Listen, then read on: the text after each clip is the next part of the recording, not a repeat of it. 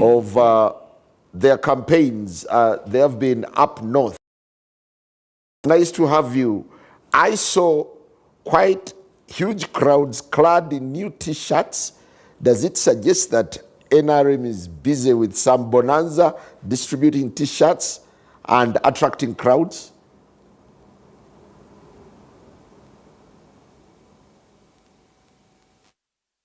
Honorable Dombo, I hope you can hear me. Yes, I can hear you, Bwana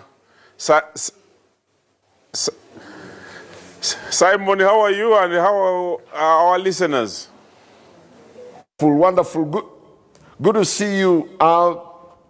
Your president and party chairman is on his leg in northern Uganda. I saw huge crowds with new T-shirts. Does it suggest that NRM is distributing T-shirts and ferrying crowds?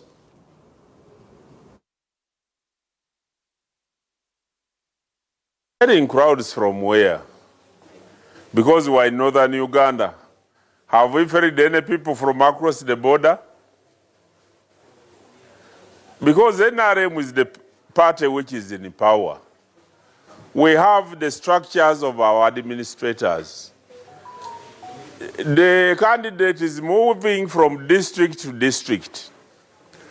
You know how expansive the districts of northern Uganda are.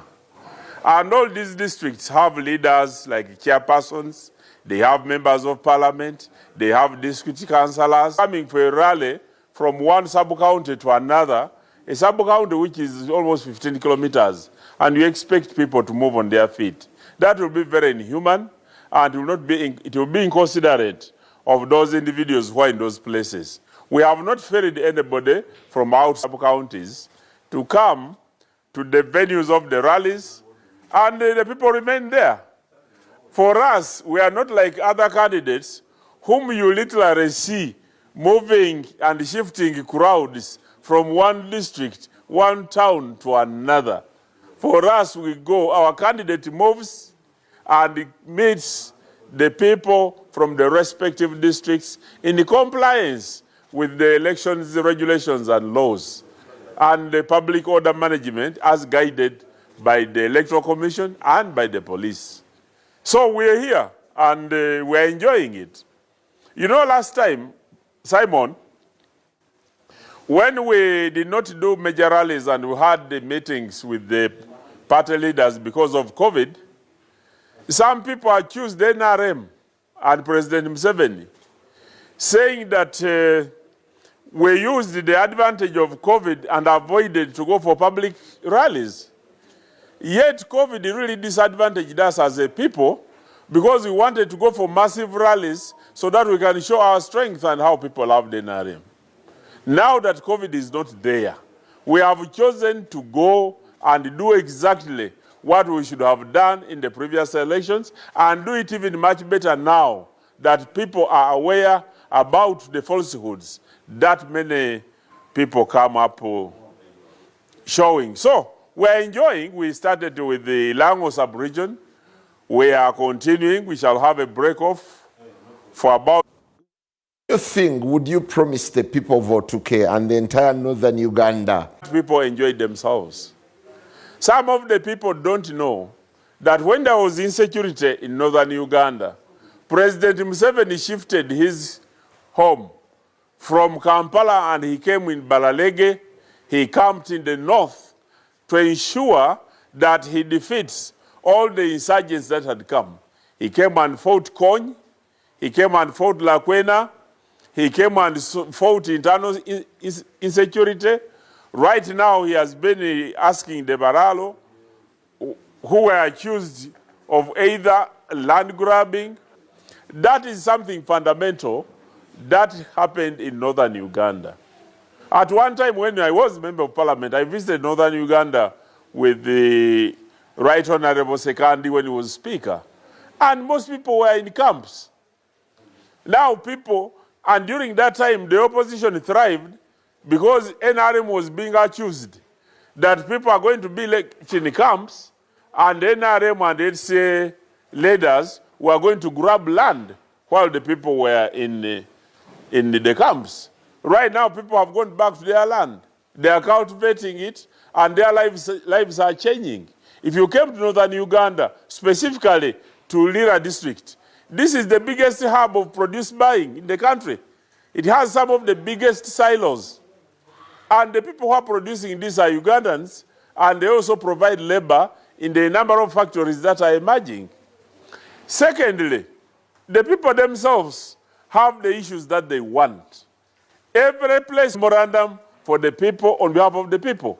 And they clarify where they want a hospital upgraded from Health Center 3 or Health Center 4 to a regional hospital, where they want a regional hospital to become a regional referral, a national referral, where they want a Tamakaro to be constructed, where they want extension of electricity. You know, NRM does not lie. At times we promise things and they are not done because the priorities differ. The resource envelope at times shrinks because of the emerging issues and at times because of corruption. All these are challenges which will honestly raise the population, and the population has been happy. It has come to trust NRM. It has tested President Museveni, and they have built a trust. Now, because of that trust and the historical ability to look after the Ugandans, they believe there is not any other person like him, for now, who can provide leadership other than President Yoweri Museveni. Much Honorable Dombo, and we'll certainly be touching base with you on a number of issues and in our subsequent interviews. A very good evening. I'll get straight to the crux of our discussion today. Dr. Roy, how indisciplined do you come off when you protest the outcome of a process where you subjected yourself, and as one of the key founders of the party, you would be expected to uphold the decision of the Elections Management Committee? The reason as to why some of us join political parties or political entities and establishment is because of a cause, a genuine cause. So if that cause in any way seems to be challenged, I have a duty and responsibility to go against that cause in particular. Look, yesterday, a group of about 22 chairpersons, they were at my place.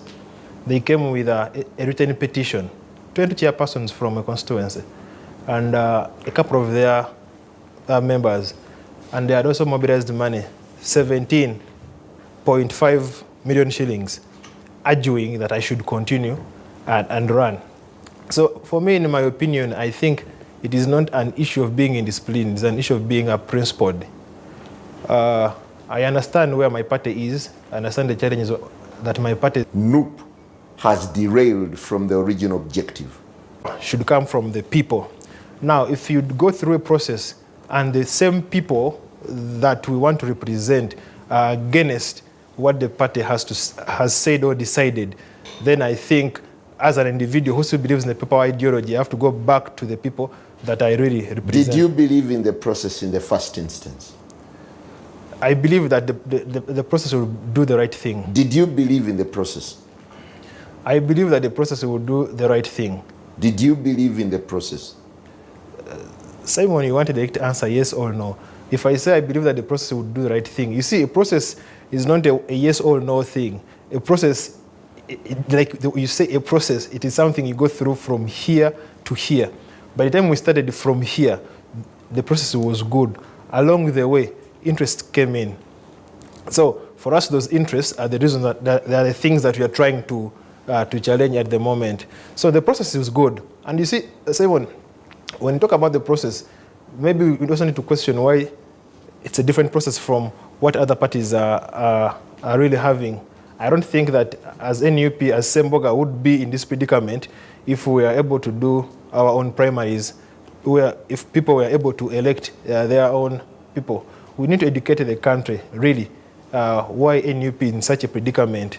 NUP is here because there is no political goodwill from other actors, mostly the state that we are competing with, to allow it to exercise its activities as it should be. I understand that point, but you are a founding member of the National Unity Platform. Yeah. In 2021, in 2020, you are denied the ticket under shady circumstances. Is it the same scenario that has come back to haunt you? No. The circumstances are different. The candidates are different and the players are different. In 2020, like you said, I was still on administration of the NUP party. We had received credible information by all of us about 𝐾𝐨𝐧𝐭. But the people then who were running the process, they thought that the intelligence, the popularity, they had no time to educate the masses. People was demanding for 𝐾𝐨𝐧𝐭. They had no time to educate the masses about the intelligence I received about him. But for me, from my principles that I believe in, I felt that 𝐾𝐨𝐧𝐭 wasn't the right candidate. That's why I came here.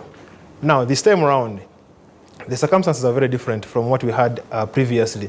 This time around, one, I am running against one of the historicals of the party, if I may use that word. And then secondly, a person who hails from a different constituency. Now, I am challenged in between two positions. There are people here from the constituency that I seek to represent that are pushing and pulling. They are saying, we want your representation. And their reasons are valid. They are saying, for the last 10 years, all people who have been coming to represent us here, they are not members of the society. Yeah, but EMC found you inadequate. They went to the ground and they even subjected you to an interview and they found you inadequate. They found Nyanzi more competent. Why don't you take it in? I think that's why I'm here, to tell the public that I do not agree with what the EMC found. Like I said, the process we use in NUP is subject to manipulation.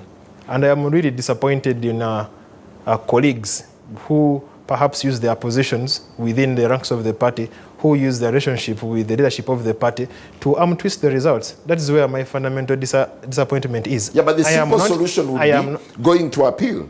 There is an appeals tribunal. I am not disappointed with the party per se.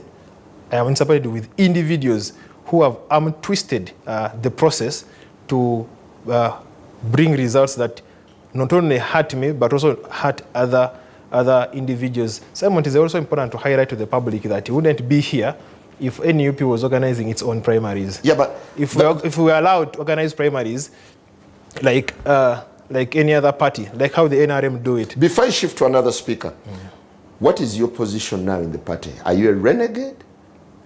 By the party constitution, once you choose to run as an independent, you cease to be a member. So by the party constitution, I am no longer a member. The moment I pick nomination forms, I will cease to be a member. But you see, membership is not about what the constitution says. Belonging to a political party, it is a conscience. It is a belief that you are doing the right thing. So for me, I am loyal to the ideals of the party. And doesn't matter. There are party card-holding members who do contrary to what the party belongs to. The power belongs to the people. Well, Honorable Flavia, do you agree there is a looming crisis in the party as historicals quit to stand as independents? No, I don't agree. I actually don't think there is any crisis in NUP at the moment. Well, there is a difference in opinion, there is a difference in experiences, there are dissenting voices, but I don't call that a crisis. Because any normal organization that is growing, that is maturing, that is fully functional, always has those dissenting, voices and differing opinion. I actually want to start off from a point of strength for the National Unity Party. The fact that we have been able to organize and vet candidates across the country is one of the strengths this party has. Being young as it is, we are able to get very many very many candidates that wanted to contest under the flag. You are talking from a vantage point. Not even just talking from a vantage point. I'm talking objectively because anyone who sees it, and even you, Simon, know it, that based on how we started and where we are now, you saw how many people flooded our party because of the interest and the trust they have in the party, to become our flag bearers. That's a bonus, that's a plus for us. I also want to speak about the vetting process. I as well went through the EMC. I was vetted. I was asked questions. I was never sure that I would get that card because I had someone contesting against me in my constituency, but we have a number of leaders that were also being contested against. I sit on the